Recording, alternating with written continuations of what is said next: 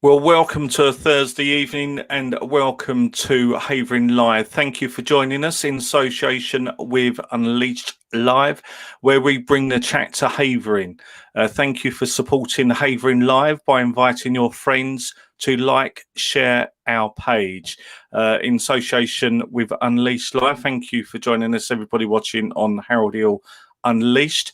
And this evening, we have a fantastic Elvis tribute.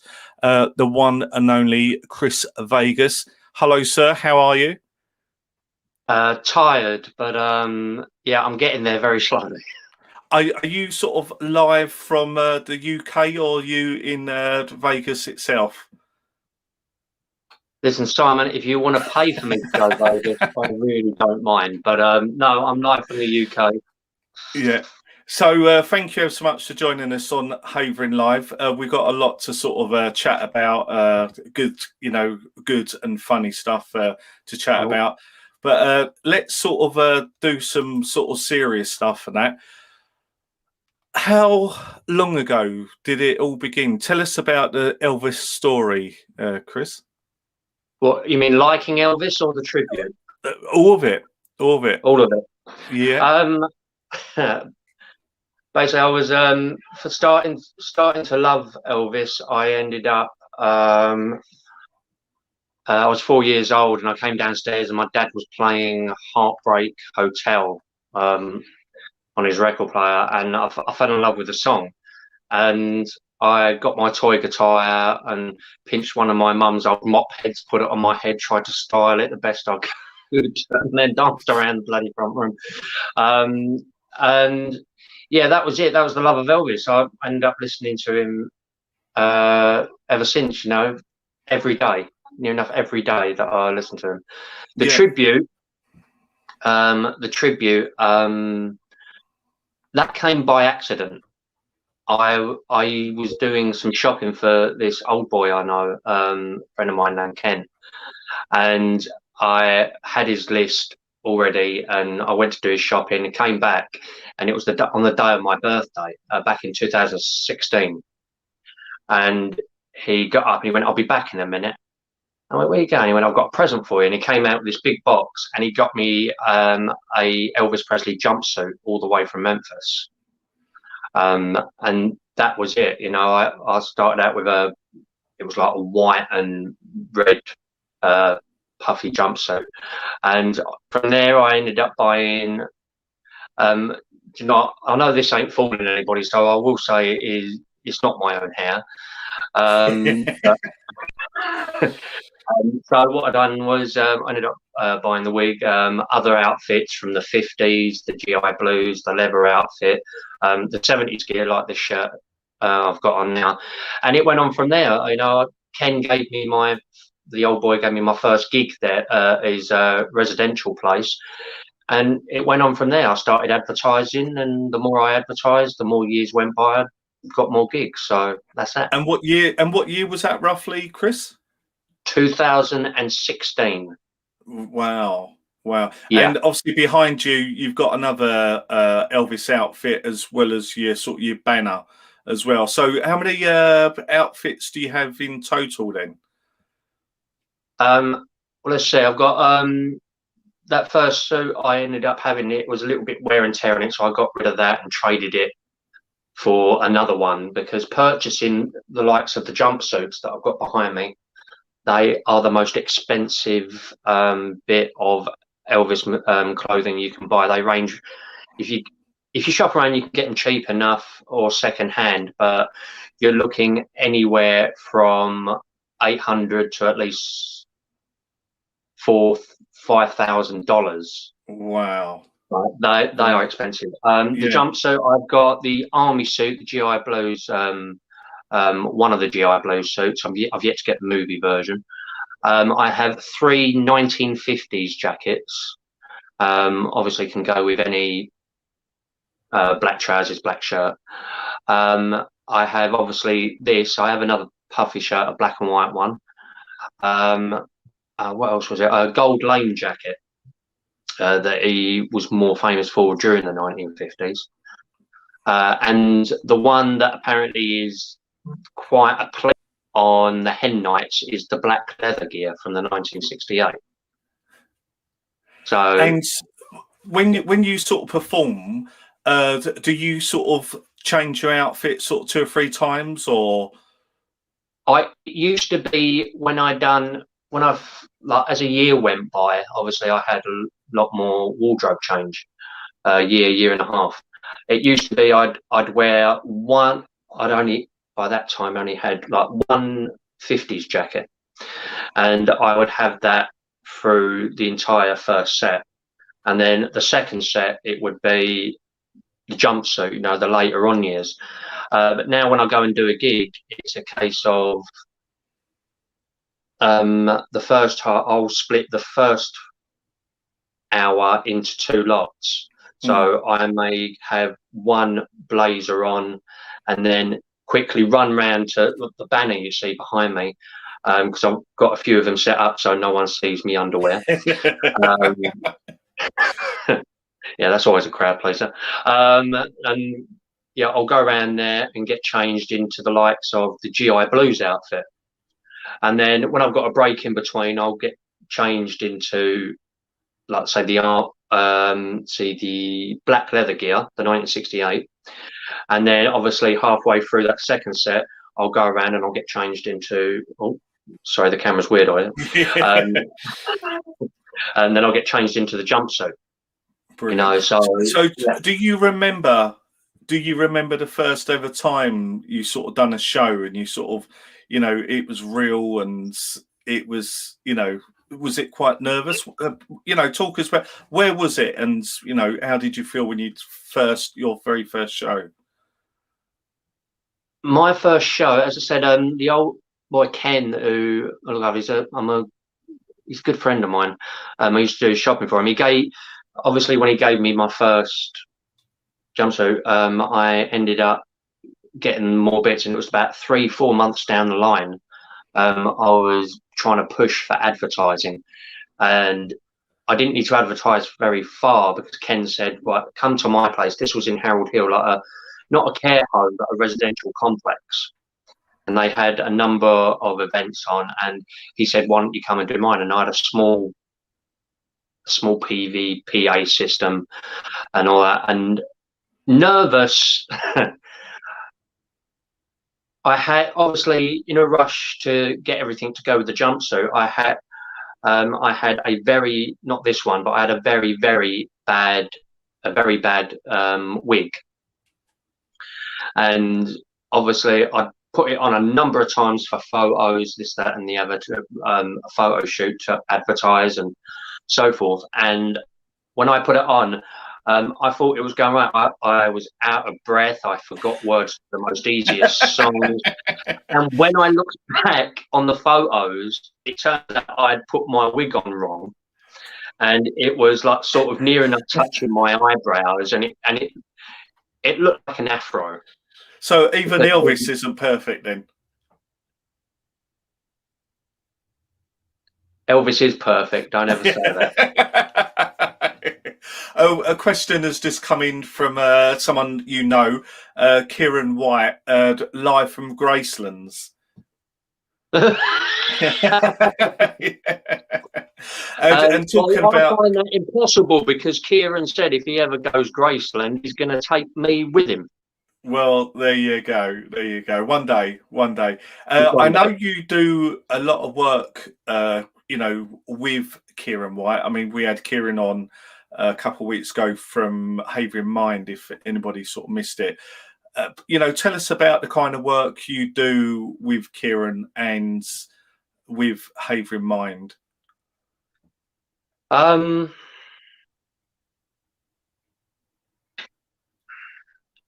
It's hard for me to say a certain answer about Havering Mind. The main one is, obviously, I met Kieran a few years ago. One of my friends' daughter's christening, and Ricky from Rick and Roll Mascots, who I'm working with at the moment, had introduced me, and Kieran said, we're doing this show, I think it was Tribute Fest and Wings and Wheels at Dammons Hall Airdrome in Upminster. Would I like to perform? And I said, yeah, absolutely. Havering Mind, the reason I'll get to the point where I say it's a bit difficult to sometimes talk about it. I work to help raise money with Kieran and a few others for Havering Mind. It is important to me due to having gone through some mental health issues myself, along with depression, anxiety, emotional outburst, that kind of thing. And when Rick suggested, I'll introduce you to Kieran, he's an events organizer for Havering Mind, I went, brilliant, say no more. And it went on from there. And I've done, for Kieran, I think I've done about 4 or 5 shows. Yeah, the atmosphere there is brilliant. I think there was talks before, but yeah, I think I'm doing Tribute Fest again. I'm not too sure this year. I think we have spoken about it. Well, I mean, keep fingers crossed, regarding sort of COVID, that this, coming summer will hopefully be sort of like no other, and it'll be memorable in a lot of ways of, all these events being able to sort of happen and go ahead. Talking about events, I do know that you do a lot of Elvis events and sort of Elvis competitions. Can you tell us more about the competition side of things? 1 second. Sorry, I do apologise. That's right. Elvis has just left the room. No, Elvis did not leave the building. Sorry about that. That's not a problem at all. Tell us about the competitions you enter as an Elvis tribute. I mean, it's not something you sort of just take lightly. You do take your tribute act very seriously, and I know over the years you've entered a lot of national competitions. Tell us about the competitions you enter, Chris. Right. It started out with some mediocre talent shows, like talent competitions in and around Essex. I think I entered about 2 of them, but that was inside 6 months of me being a tribute. I hadn't worked that much. I wasn't aware of how I could portray a tribute the best I could, and I sort of gave up for there. And then I jumped in at the deep end a year into being a tribute to the one that obviously you know about is in Birmingham, and that is the European Elvis Championships. It's held at the Hilton Hotel in Birmingham. There's 40-50 Elvis tribute artists battling it out for that grand prize and what we call the championship belt. In a way, I've performed there twice actually, but a few times overall as the competition's progressed. It's great. You got 3 or 4 days of competition. There's a convention there where you can buy Elvis merchandise.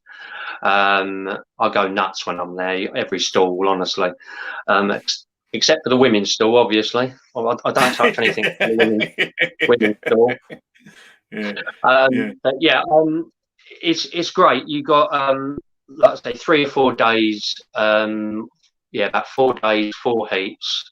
Afternoon and evening, for a chance to go through to the final. Now, you're not with any live band behind you, but at the same time, you're just singing to a backing track. Now, if you get through to the final, which is just from that stage to the final, then you get to sing as Elvis with a live backing band as well. Wow. But I don't care about the winning side of it with this competition. It would be nice to win something along that lines, but I just like the fact the atmosphere is electric. It really is amazing. Yeah. And I know I've spoken to you, you know, before about the competitions, and I think what people don't realise is the amount of sort of songs that a lot of people don't know. Obviously, real hardened Elvis fans would know these songs, but the songs you sing aren't the ones that, you know, in the early stages, because don't you have to do like a gospel round, and you go through different series of rounds, don't you? Is that correct? Yeah. The first round is the main round. You get to do 2 songs. Obviously, these can be from any era. Obviously, as you said, there's a gospel, but in that main part of the contest, people try and stay away from the gospel songs to save that for that particular section. Yeah. Yeah, the main ones, I found out a lot of the ETAs, the Elvis tribute artists, they focus more on the jumpsuit and say the movie side of Elvis, and the gospel. In the gospel section, there is more of a song choice where people won't know what it is. Like there's a song called "I Wash My Hands in Muddy Water." It's a very good upbeat gospel song. The first one I'd done, the first gospel contest, was "Crying in the Chapel," and as I said, it was my first year as Elvis. I'm untrained. I haven't prepared myself for this, and I ended up writing the lyrics to the gospel song on my hand. And by the time don't forget, I've got a poor bad wig. I've only got one wardrobe choice, and I shaved my sideburns so close I didn't have any. And I got up there, and by the time I got up there, my hands were sweating, and all the ink had run off my hands, and all that. But yeah, the atmosphere. Anybody that hasn't been, please go. It's in January. Yeah, it's brilliant. I know during the first lockdown you was entertaining a lot of people on a regular basis of singing a few songs on your porch, and and obviously, you know, with this third lockdown, second or third lockdown, you've been asked to do a lot of singograms. Can you sort of, you know, how do people hire you? You know, tell us about the singograms and, you know, that story, Chris. Well, in regards to the Porch Roof, thank you for bringing that up. No, what it was, I saw online that some guy up north, he was living in a block of flats, and he was on the first floor, and if I can remember rightly, he had a speaker on the balcony dressed as Elvis. He was singing out to the crowd. Some people were dancing. One person reported him, and the police were called. And it's better than live TV. But at the same time, I thought, I wonder. So I messaged my neighbour. I went, "You ever been up on your porch roof?" He went, "Why?" I went, "Is it strong enough?" He went, "Yeah." Cool. So I carried loads of bags of cement. I went, "Okay, fair enough." So I put my speaker out there, got out there in my jumpsuit, and next thing you know, somebody across the road is filming it and sharing it to different places. And oh wow, that was amazing. I got out there doing that, not because of the video I've seen. It's just this lockdown. Obviously, this, as you said, it was beginning of lockdown. I had a number of people crying their eyes out, going through this, that, and the other, and I didn't want anybody feeling like that. I didn't care how much I had the mick taken out of me. I just wanted to make people to feel good, you know, and I wanted to carry on singing because I enjoy it so much. And that's how the Porch Roof thing happened. But the singogram, my friend Ricky from Rick and Roll Mascots, who I've known for many, many years, he said to me, he went, "I've just had a thought." Now Ricky has got a bad habit that if he's got an idea in his head, it doesn't matter what time he will call you. You Really? Yeah, honestly, if Rick's got an idea, he will phone you. It doesn't matter if you've got work the next day. It doesn't matter if you hadn't had any sleep for the past couple of nights. He will call you with this idea. Luckily enough, Ricky called me late afternoon. But I just thought I'd throw that out because I know he'd be watching. Yeah. Yeah, what had happened was Rick phoned me up one late afternoon. He went, I've just had a thought. Why don't you at least try Singagram and personalised messages? I went, what do you mean? He went, basically, just get a little portable speaker, or we don't even really need a speaker. Turn up at someone's house, knock on the door. Obviously, take your social distance back, give them a quick message, and then sing them a song for any occasion, near enough any occasion, birthday, anniversary. I went, I don't know. I don't think it's going to take off. And he went, will you trust me? I went, yeah, I trust you. I trust you. The thing is with Rick, he's never, ever had a bad idea. So I thought, you know what, I'll try it out on one person I haven't seen. I hadn't seen my nan since March. Since obviously March, at the beginning of last year, like the lockdown. And I wanted to, it was in December and I'd missed her birthday, which I never ever do. I'd phoned her up, but I never miss going around there to see her. And I wanted to drop her Christmas present off. So I dressed up in, sorry, that camera is really weird. Your camera or my camera? My camera, because I'm going this, if I'm going this way, then my head on the camera is going the other way. Yeah. But yeah, I got in the jumpsuit there, and I parked about, I don't know, 5 minutes away, so she wouldn't see me. And I walked down the road, and obviously, if you're wearing something like that and everything else, then you're going to get people staring out the windows, taking photos and filming this, that, and the other. Anyway, I phoned Nan about a minute up the road from where she lives in Collier Road, and I went, give it 1 minute, Nan, and then come to the balcony. And then and she went, okay. So I walked down the road, and as I see her slide the patio door open on a door, I pressed play, and I came out of view of this bush that was on the side of where she lives, and I sang The Wonder of You. Anyway, friend was with me at the time, who's around, and he basically filmed the whole lot. And me nan loved it. Camera stopped rolling. We both burst into tears. Cheers. And, you know, we went on our merry way. I posted it. The next thing I know, I thought, what the hell? I'll post it, and I'll post it to Collier Road, what's going on in a couple of other places. Next thing you know, you've got the Havering Daily getting in touch. Francesca got in touch with me, said, can we do a piece on this? I went, no problem. And I told all the details I've told you. And basically, yeah, that report went nuts.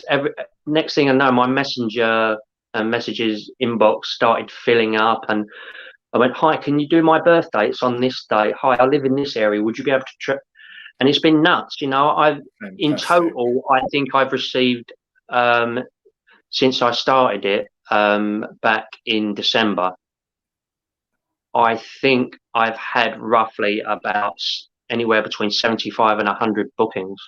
Wow, that's fantastic. So how do, you know, if people watching this, yes, you know, or, you know, how do we get to book you? I mean, what I'll do, I'll put all the link in the descriptions above, but anybody watching, how do we book you, Chris?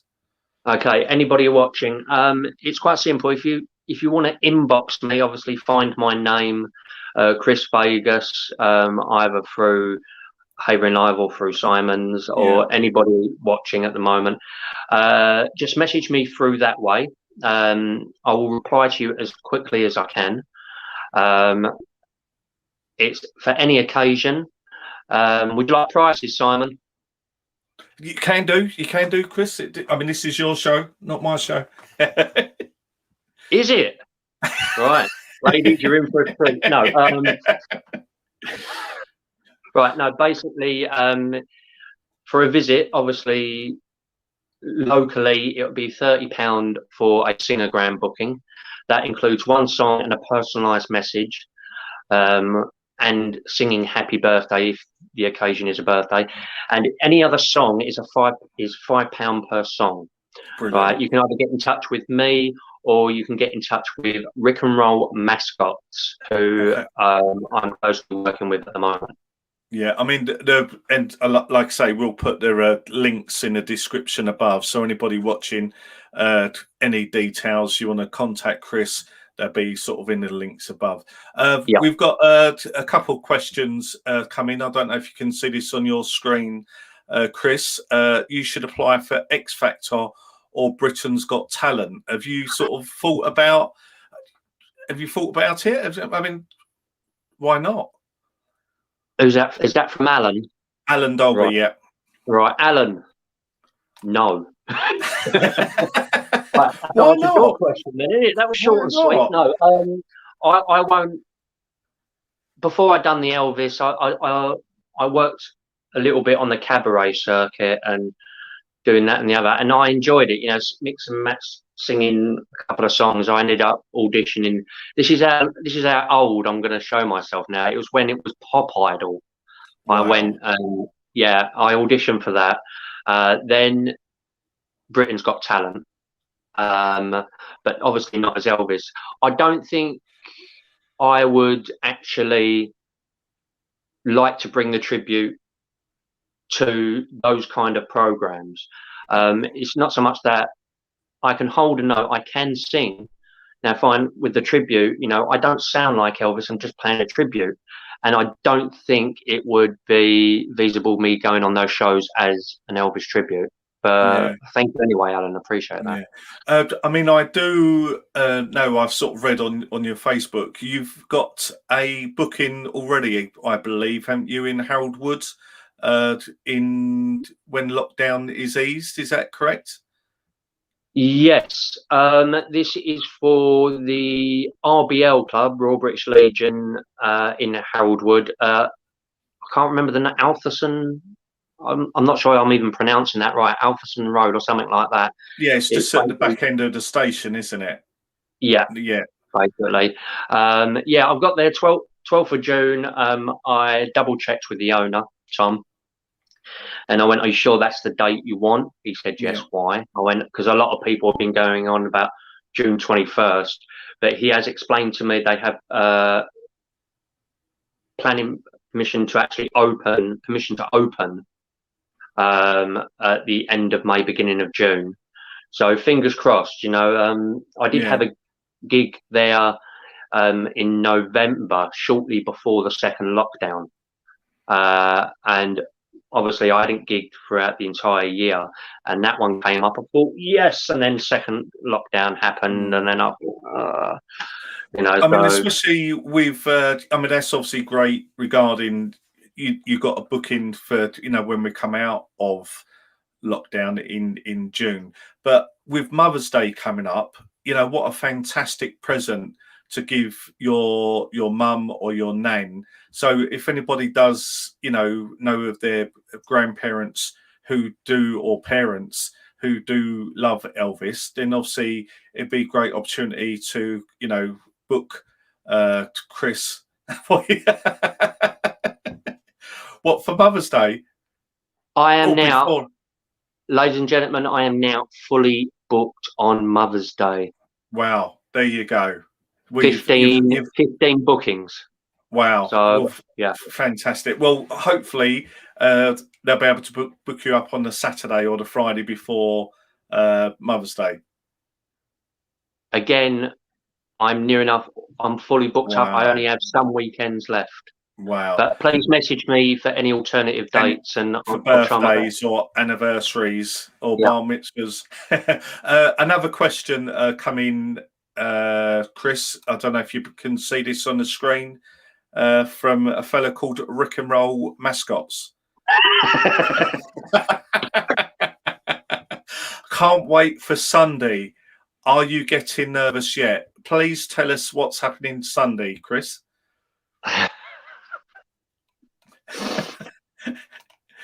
He's got You all just want me emotional, Rick.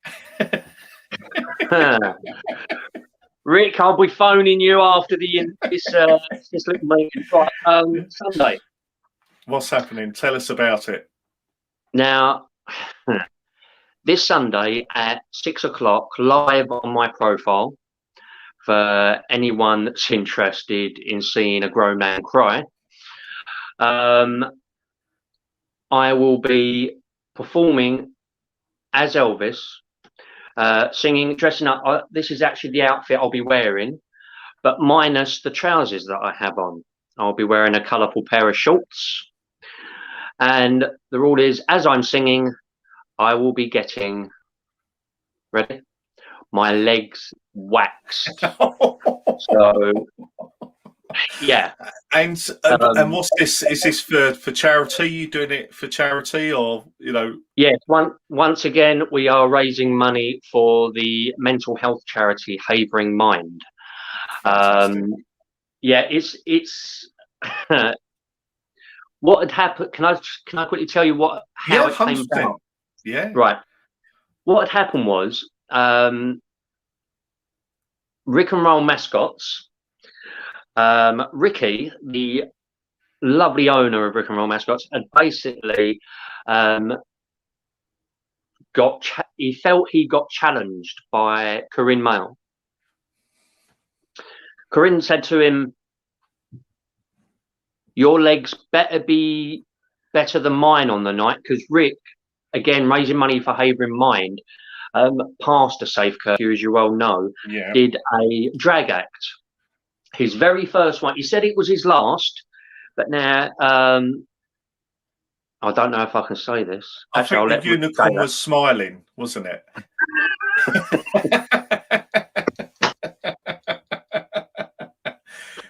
It was doing something. It was doing something. Basically, he done this drag act for Havering Mind, raised a bit of money, which was fantastic. And Corinne said to him, your legs better be better than mine on that night. So that day, or literally a few hours after, Rick went out and bought himself a couple of boxes of tenor wax strips. And again, to raise money for Havering Mind, literally a few hours after he felt he'd been challenged, he literally sat there and waxed his leg. His wife had waxed his legs. And I made the fatal mistake of commenting on the live feed. I said, "You'll never catch me doing that." My partner, she was watching on her phone, and she commented, "We should do Chris's." I left it at that. Yeah. At the end of Rick's live feed for doing his legs, his lovely wife said, "Chris, I will donate £50 to Havering Mind if you do yours next week, i.e. this Sunday. Let me know your response." So the second that live feed ended, I phoned them up. Well, I mean, a good thing about it, Havering Minds is already £50 up, and you've not even started. You mean the target of 1,500? Oh, is that what the target is? No. On the link, which somebody might have, there's a link to donate. I'll set up an event page, but I'll be going live on my profile account. Yeah, it'll be shared to that event, and then everywhere else. No, and somebody said they were not that far away from reaching the £1,500 mark for Havering Mind. Wow. Yeah, but I think with the amount of pain I'm gonna be in on Sunday, we're gonna surpass that total. Well, I do believe the amount of pain you're going to be in is just like Corin running the half marathon on behalf of Havering Mind. So, there's a lot of great stuff happening for Havering Mind, and it will all be worthwhile on Monday morning when you wake up, Chris. I'm sure it Yes, will be. well, me and Rick have spoken about how we're going to convince Corinne to dress up for that because we're doing it as well. Me and Rick are running Yeah. as Flash and Superman. Well, good luck to that. I mean, we'll be speaking more about the Havering half marathon nearer the time. Another question has come in, Chris. It's from Alan Dolby again. Have you thought about doing holiday parks, singing your tribute? Um, I would like to perform at holiday parks. I really would. That has been obviously now the Elvis tribute has progressed that little bit more. I would like to do the holiday parks, but that's ironic that Alan's actually asked that question because me and Ricky from Rick and Roll Mascots were team stars or coach style entertainers on the holiday parks. Well, you're funny you say that. Rick has messaged the same thing as well. The old days of holiday parks. So yeah, it's sort two minds think alike. Absolutely. I mean, we made a habit. I mean, obviously, long before Ricky settled down, got married, and had a family, um, we'd try our best. Unless Rick was going home for a couple of days, we would try our best to because we were at separate holiday parks, and then might be one short part of that season where we were together entertaining, but we try and make a habit of when if we had a couple of days off to meet up with each other. We would more or less inseparable on some accounts. But Mm. yeah, the good old days, the party dances that would, oh blimey, that would make a fit man cry. That would make a fit man cry. But yeah, absolutely. That the atmosphere was fantastic. Me and Rick love entertaining, and we're going to continue to do that for as long as we can. Brilliant, brilliant. Well, thank you for ever so much for joining us, Chris. All the information regarding Sunday and how to book you will be in the descriptions above. Like I say, all the money going to a good cause of Havering Mind. So thank you ever so much. Thank you for joining us this evening, taking time out to join us. Also, if you have a club and you'd like to be on Havering Live, please send us a message and we'll be able to get you on. Over the next couple of weeks, we got Harold Hill Deer Aid coming in on Monday, providing the deers behave themselves, because obviously if there's an incident regarding a deer, they won't be able to attend. On the Thursday, we have Stephen Gowers talking about Take a Knife, Save a Life. They've got a new project launching, so we've got that. And we've got some fantastic chats coming up over the next couple of weeks. So thank you once again. Thank you, Chris, for joining us. And thank you for everybody on Havering Live of watching. Don't forget to share, like, and subscribe. Thank you. Bye-bye now.